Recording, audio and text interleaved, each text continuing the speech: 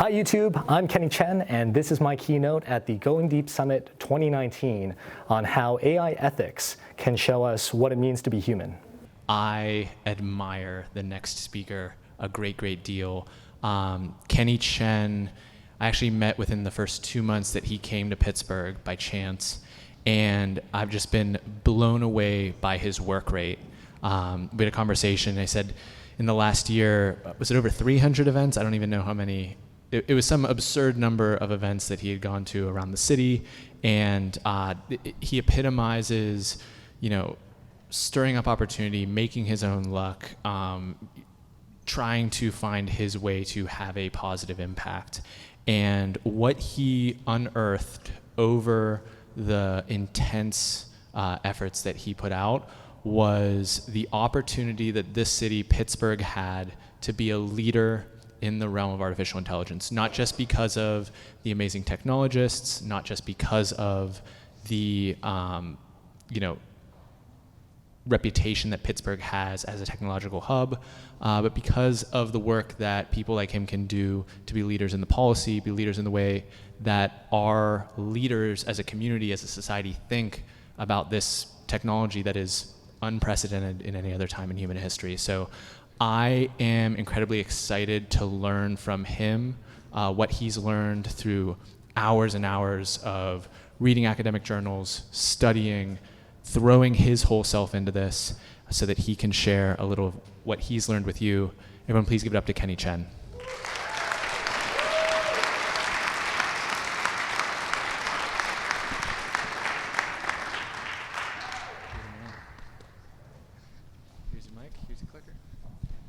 All right, thanks, Aaron. It is so exciting to be here with you again for another Going Deep Summit, and having this opportunity to share a stage with so many phenomenal leaders and to share some of my story, actually less so of my story, and some things that I think are could be really well incorporated into each of your stories. It's exciting. Each one of the speakers that I've heard up here so far today have had such resonant threads with what I'm about to share with you. And really, the key message that I want to share is, artificial intelligence, this field that most people tend to think go way over their head or beyond their pay grade or beyond their human intelligence to understand, that it is not an inaccessible space. It is something that you not only have the opportunity, but possibly a role and responsibility to understand, because the key to understanding that is not through technology, it's in what makes us human. So, throughout the day, this, whether it's a matter of, what Giselle was just saying about finding those threads of what make us human, or it's Mike, embracing curiosity and exploring different facets of things, quitting your job because, a lot of these jobs are going to change over the coming decades anyway. Fighting imposter syndrome, at each step of the way, but being okay with it, and embracing creativity as you step through. Like each one of these things, I really encourage you to tie threads, connect those dots back to the core insights that you heard from the other speakers, because we're all in this together. So I'm coming to you, I wear a number of hats, but the couple that I want to emphasize here today, a few months ago I founded an organization called Pittsburgh AI. It's part of a global group called City AI based out of Brussels, Belgium.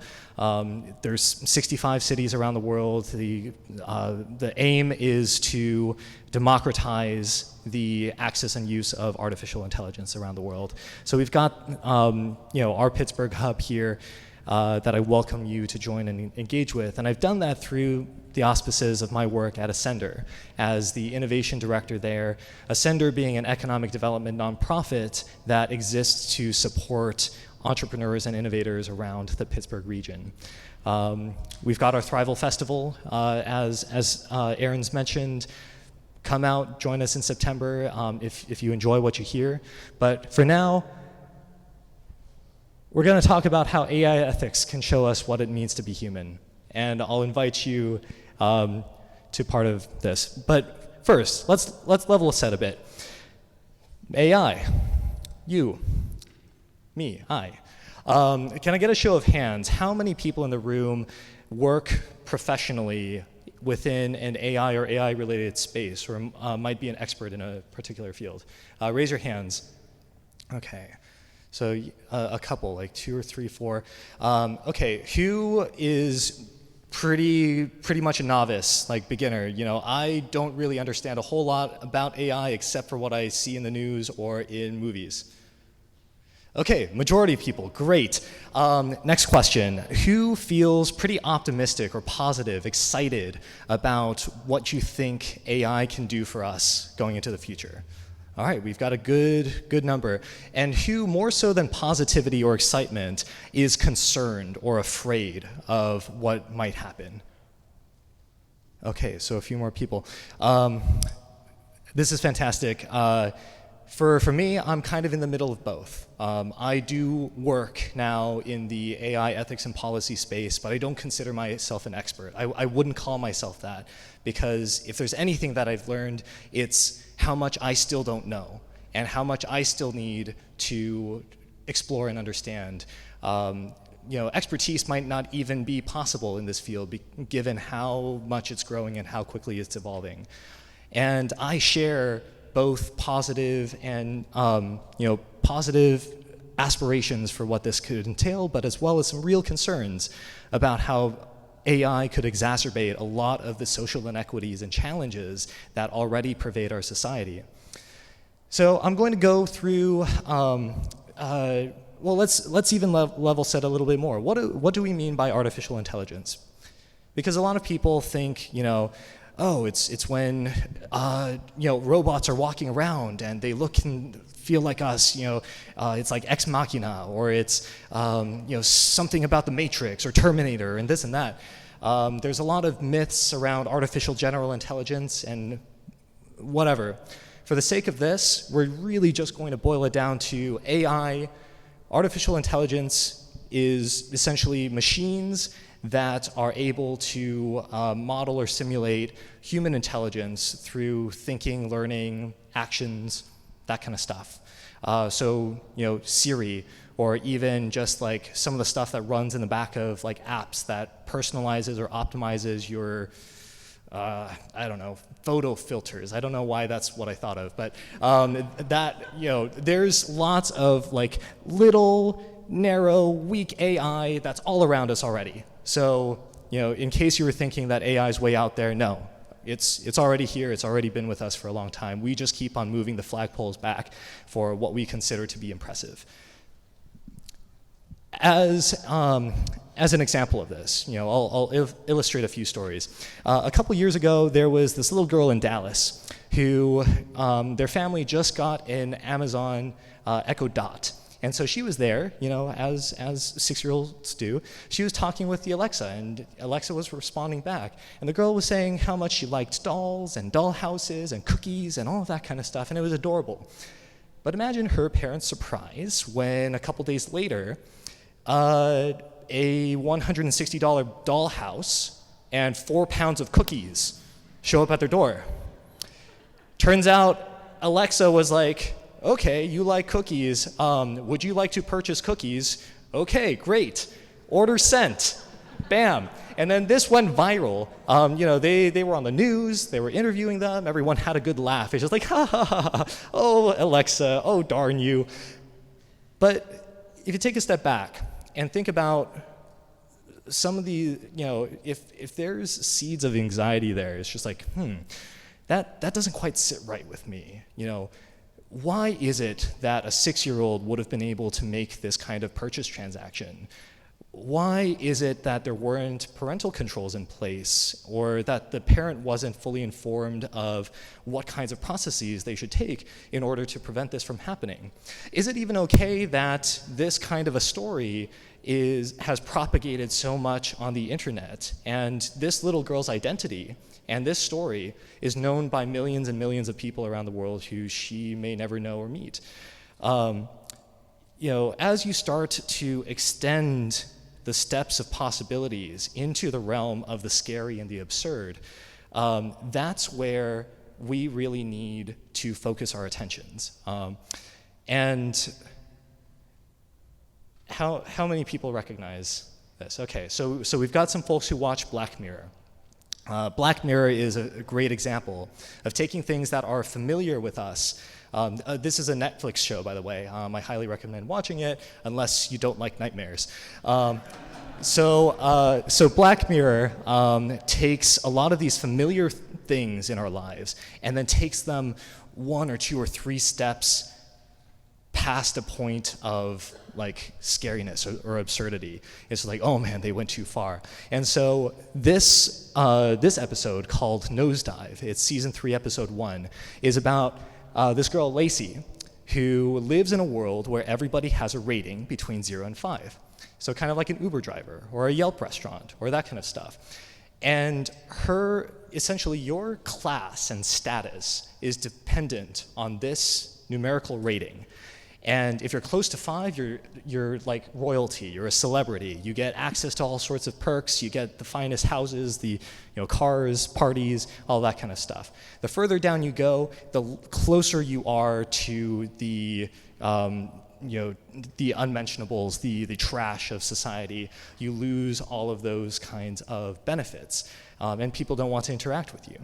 Well, Lacey starts out at a solid like 4.2 something. She's coming up on 4.3. If she gets to 4.4 or 4.5, like that's kind of her goal. She'll get her dream house. She'll get this and that. She's never going to be a 4.9, but that's okay because, ambitions have a limit, I guess, in this world. But a series of things happen where she makes one mistake after another, ends up plummeting down to the 3s, the 2s, the 1s. She loses all her 4-something friends, and it just reflects this entire disparate, all these disparate strata of what a society could look like if you split people up based on all of these measures. And you might be thinking like, yeah, that sounds really intense. Good thing that's not the reality we live in. Well, hate to break it to you, but this already exists in China. A lot of you might have been hearing or reading about the social credit system that China has been rolling out over the last few years and is going to encompass their entire population by next year, 2020. And it's really it's pretty much on the same level as what I was just talking about in that Black Mirror episode. Every single point of data around every person's behavior on their smartphone, through traffic signals, security cameras, also like people reporting on each other. It is all logged by the Chinese government and put into a credit rating system. Instead of 0 to 5, it's from 0 to 1,000. And the closer you are to 1,000, the more benefits you get. You get awards, you get all sorts of opportunities for yourself. Once you start dropping, say below 700, before 600, under that, you're barred from access from certain flights, from high-speed rail, from 4 or 5-star hotels. You can't eat at certain restaurants. You can't get loans. The further and further you drop, when your friends call you, they'll get a message before you're patched in saying, warning, warning, this person is low down on the social credit system. Tell them to pay their debts. All right, here you go. It's pretty intense. But before you go around passing judgment on this, think about why they would want to implement this. Everyone's behaviors on a daily basis are monitored. And if you talk to some of the Chinese citizens about what they think about the system, a good number of them have positive feedback about it because they've seen public safety improve. They've seen crime go down. They've seen volunteering increase, charitable contributions increase, family values and all of that kind of stuff improve. They've seen public streetways become cleaner. They've seen people drive more safely. And they're like, my privacy and freedom are things that I'm willing to sacrifice for a better quality of life for myself and my family. there's not necessarily a value judgment you need to make there. This is just the reality of, a couple different systems that we have. And in the US, obviously because we value privacy, freedom, all of these kinds of things, we haven't deployed anything like this, but we could if we wanted to. All of that data is out there. Your financial credit scores, or your insurance policies, social media, browsing data, all of those kinds of things, if we wanted to, we could just package up into one system and create all sorts of predictive analytics about behavior and further personalize each person's experience, or just ding people for every single transgression that they put out there. It's all within the realm of possibility. The only thing that's keeping us from that is our shared set of values around what we think is to go too far. The photos aren't showing up here, but another case that is especially relevant this week, what you're not able to see are a pair of faces, maybe you can. On the right is an 18-year-old black woman from Fort Lauderdale. Her name's Bridget Borden. In 2014, she was arrested because she and her friend, at 18 years of age, they were running late to pick up Brisha's god sister from like elementary school or something. They were running down a street. They saw a bike and like a scooter on the side. They decided to hop on the bike and go halfway down the block when someone ran out and was like, "No, that's my son's bike." So they dropped those things, but still got the cops called on them, and Brisha was arrested. She had 4 juvenile misdemeanors, but was sentenced and put through the criminal justice system. And Fort Lauderdale had used this predictive risk assessment tool within their Department of Public Safety or whatever. This risk assessment tool takes in a bunch of data and measures about different just like historical convictions and all that kind of stuff, and it calculates a risk score for every person who comes through the system based on that prior data. So Brisha, even though she only had 4 juvenile misdemeanors in the past and was 18 years old, she got a risk score of 8 out of 10. If you compare her to somebody who committed a similar crime in the same year, this guy, Vernon Prater, an older white gentleman in Fort Lauderdale, he shoplifted like $86 worth of things. So it was a petty theft kind of thing, same offense. He, however, he had 3 prior offenses, 2 armed robberies and 1 attempted armed robbery. When he came through the system, he got a risk score of 3 out of 10. When they looked at,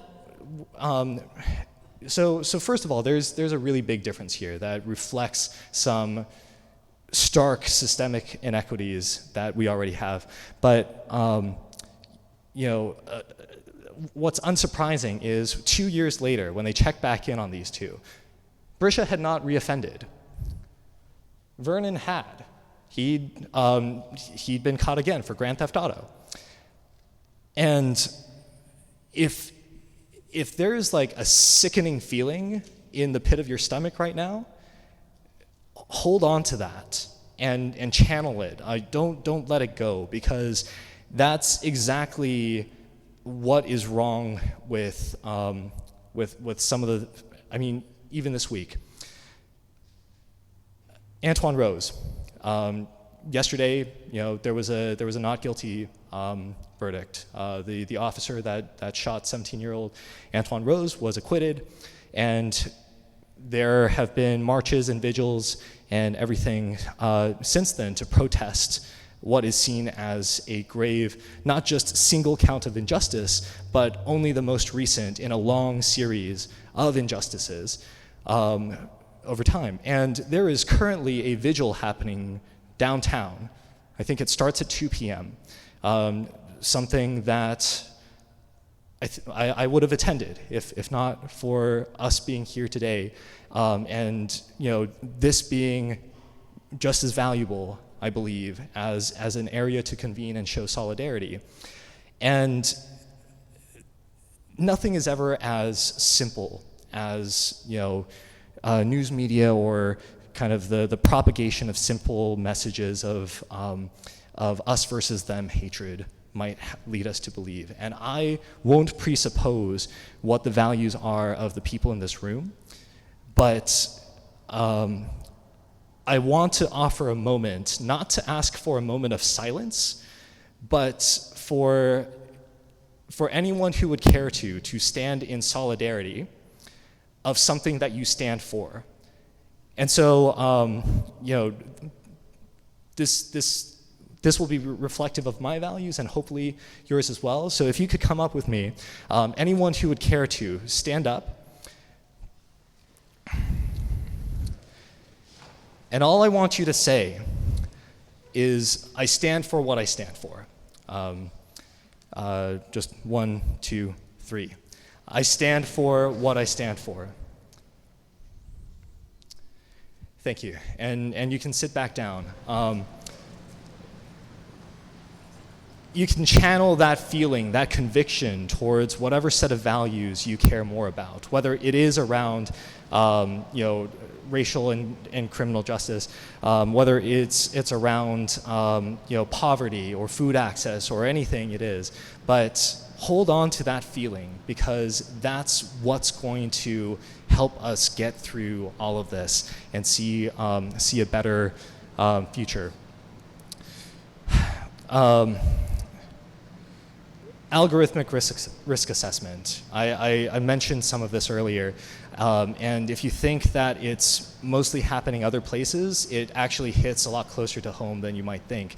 Last year, the Pennsylvania Sentencing Commission was trying to pass a new predictive risk assessment tool that would essentially do that same thing from Fort Lauderdale a few years ago. And the accuracy rate of about 50% was about the same.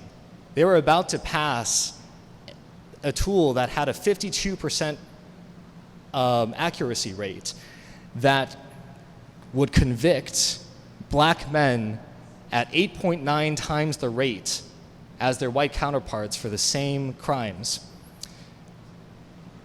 Almost entirely because it's all built on flawed data and imperfect models. And so a bunch of us had gotten together and we spoke at the public hearings. There have been campaigns and pushes to make sure that this doesn't pass. But how many of you in the room knew that this was happening? That some of this was going through? You can maybe understand the reasoning behind why people would want to use algorithmic risk assessment, because you think, all right, we've got a bunch of data. Data and technology and this AI thing are good. Could we use that to improve public safety outcomes, or to save costs, or to make the jobs of our police officers easier? Yes. Okay. Let's do this thing. AI ethics is about understanding where to draw the lines and parameters. What is non-negotiable when we put forth things? How much risk are we willing to take that the systems that we develop go wrong? Everywhere you go right now, it's this same equation. Blank plus AI equals profit, equals happiness, equals better health outcomes, equals all these sorts of things. Well, the past few years have shown that this equation rarely ends up with a set of outcomes that people would like, who are putting together these business plans and propositions, believe. The sense of just because we can add AI or do something like that doesn't mean we should, especially when there might be flaws in data and algorithms and all of that kind of stuff.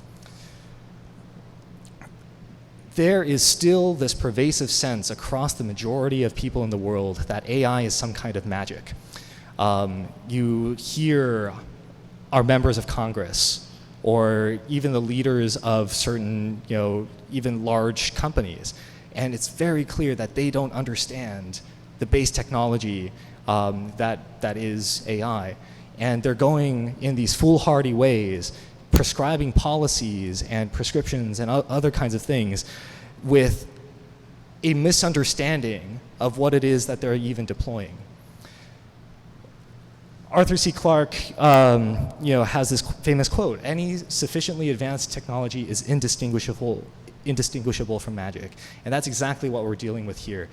AI is not magic. It's pretty much like data and some kind of hard math. Like, not the hardest math that's out there, just like kind of hard math. It's linear algebra and like some other stuff. This is kind of why the math nerds that you knew from high school and college and whatnot are now like rock stars in their domains, because they get it. If you really wanted to break down what most AI entails, all it is you've got a bunch of data and you want to apply that towards some kind of definition of success or like a goal or that kind of thing. So you create an algorithm that manipulates or processes that data to help you achieve a set of goals. You could do this for anything. Like you're taking oncology data, radiology data, images of people, of tumors and x-rays and that kind of stuff. You want to identify where and what tumors are, and so you create algorithms to identify all the things that clearly look like tumors. And already it's well beyond the accuracy and capabilities of human radiologists. That's an example. The thing is, though, no AI that has ever been created is anywhere near perfect or anywhere near perfectly objective. AI is more like a strong set of opinions, and you can continue to refine your opinions closer and closer towards truth, kind of like what Mike was saying before. Like, if you're over here, your aim should be to bring things closer and closer to that truth that you might never hit perfection on. It's not perfect because it's got humans at every step, and we can screw everything up. Whether it's on the data collection side, the data storage, the data processing, the outputs, you could do everything right, and then just read the output wrong because you might be dyslexic and you should be making RX bars instead. I don't know. And so not treating this as an objective scientific perfection machine, but as this tool that needs to be massaged and guided towards the outcomes you want to see. And so please also don't be distracted by what most of popular media would try to have you focus your attention on. Either the Terminator situations that sow fear and this kind of feeling of, oh my God, the world's going to end because robots are going to take over and they're going to kill all of us. And I'm sorry. You hear people actually terrified and panicked, the robots are coming, the robots are coming.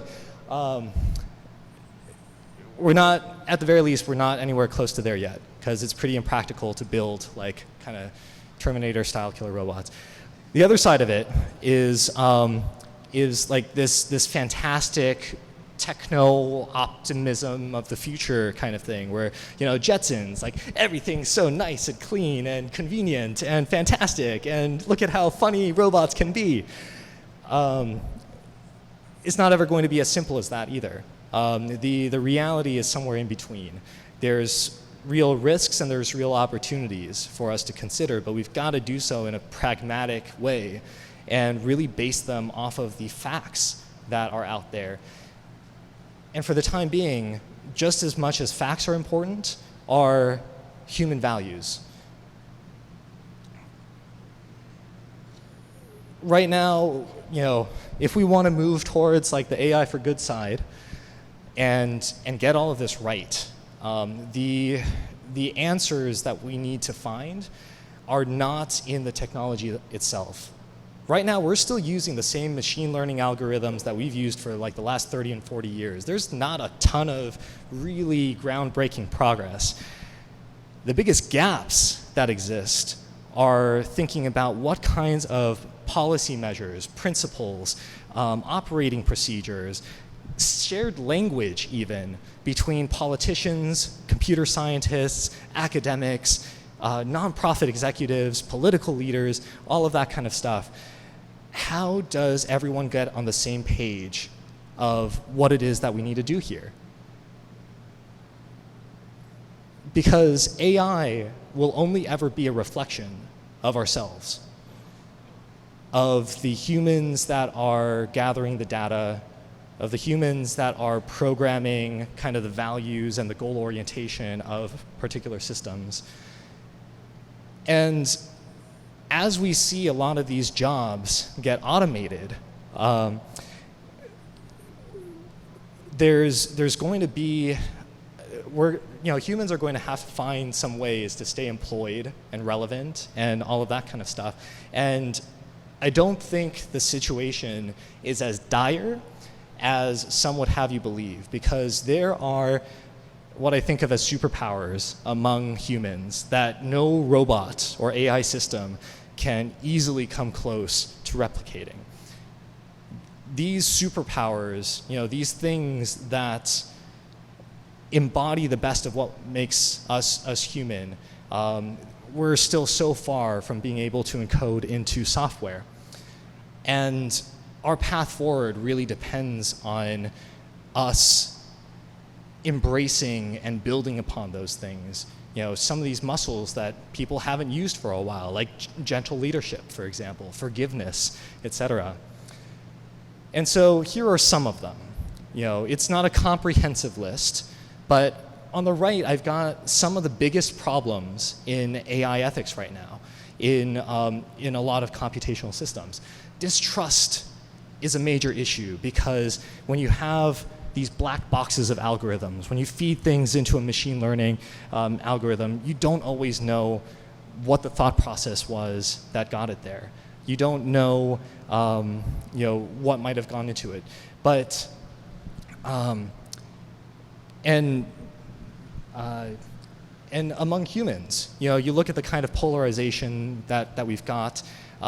There's an unwillingness to listen to dissenting opinions, let alone just like real reason sometimes when it's presented in front of people. Inclusion. We hear a lot about diversity and inclusion nowadays, in tech, in other kinds of leadership spaces, and it's often framed in a fairness and social justice kind of manner. Like everyone should have the opportunity to achieve these kinds of things. Well, when it comes to developing these kinds of automated and computational systems, it goes beyond that.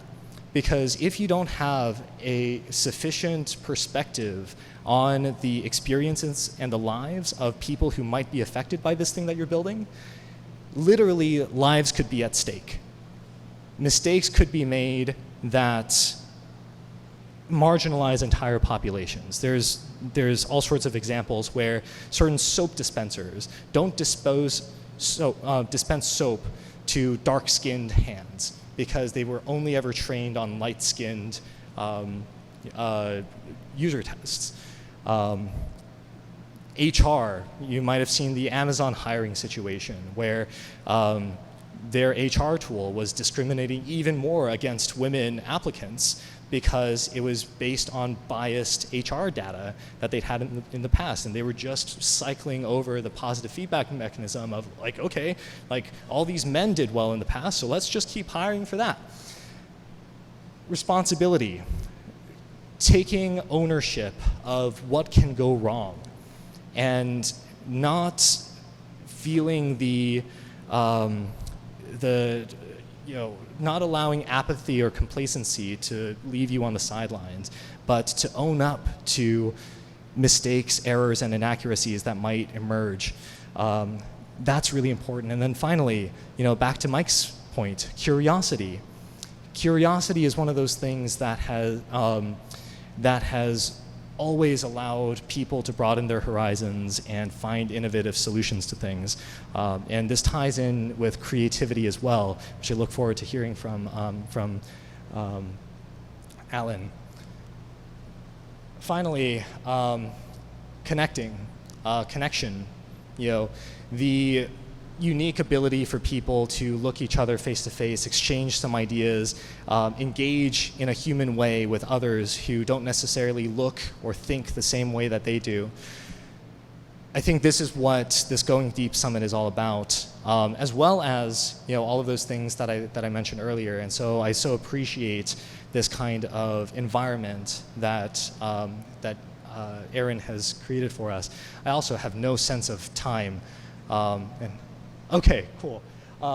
So what I'll leave you with is a couple ideas. One, you don't have to be an AI ethicist to have a role in shaping AI ethics. If anything, you're already shaping AI ethics with a lot of the behaviors that you put out there and what you do or don't do.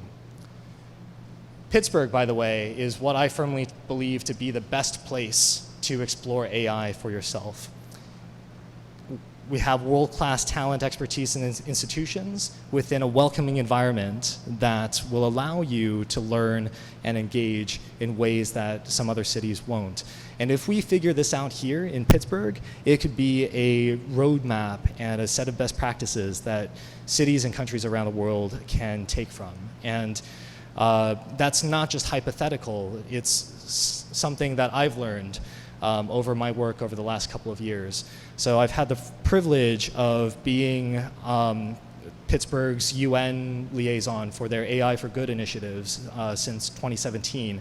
Last year I traveled with Mayor Peduto and some other AI experts from the region and spoke in front of I think it was 32 UN agencies, really honing in on what Pittsburgh can bring to the table in terms of applied ethical AI. And we're taking a follow-up delegation there this May to build upon that conversation and establish a further set of ethical AI partnerships. So the time is now. You have this opportunity to dive into the wealth of information that exists out there, to learn and to imbue some of these perspectives into your daily work. And I guarantee you, AI ethics is one of the fastest growing employment sectors as well, and it doesn't require a deep technical background to engage in. It could be really worthwhile for you to dig in. So feel free to reach out to me, get involved in Pittsburgh AI, come to our Thrival Festival, and be sure to connect with everyone and remember how to stay human. Thanks. I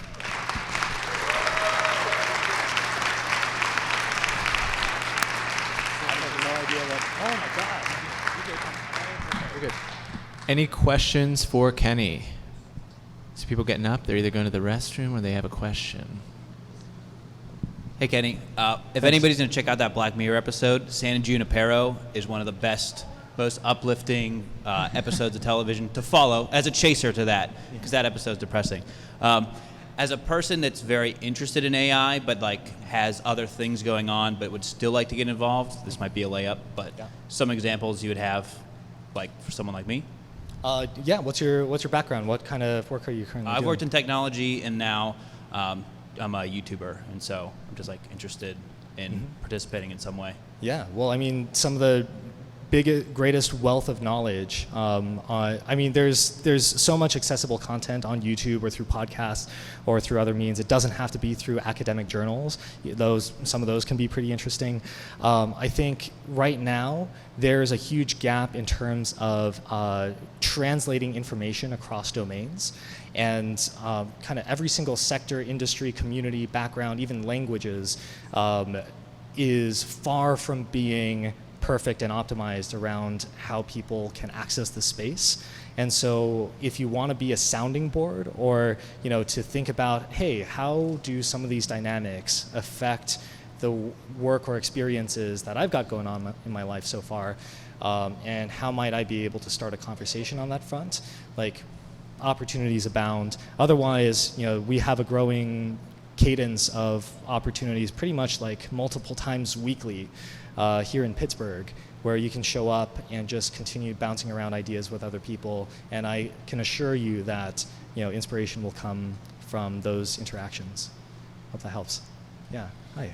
Hi, I'm an entrepreneurship educator in the K-12 area, and I'm just wondering, as educator and working with other educators, far from, okay, how do you build a robot and all that kind of stuff, but what can we take as educators to our students to talk about this topic of the ethics behind Internet of Things and everything that the students are already very familiar with, but all the other things that they have to learn and get to know about AI.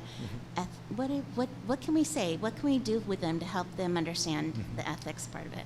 That's a fantastic question. And Pittsburgh is actually one of the global leaders when it comes to applying AI, computational thinking, like other kinds of disciplines into a K through 12 curriculum. So organizations like the Remake Learning Network, or what the folks at the Montour School District have done to make AI, ethics, robotics, and other kinds of curricula available, it's really fantastic.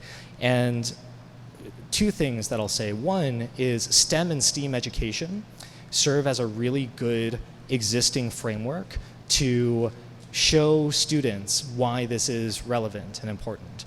I mentioned earlier, neural networks are mostly based on like somewhat advanced math. The engineering components of things really go into the robotics, the IoT considerations, the science and technology.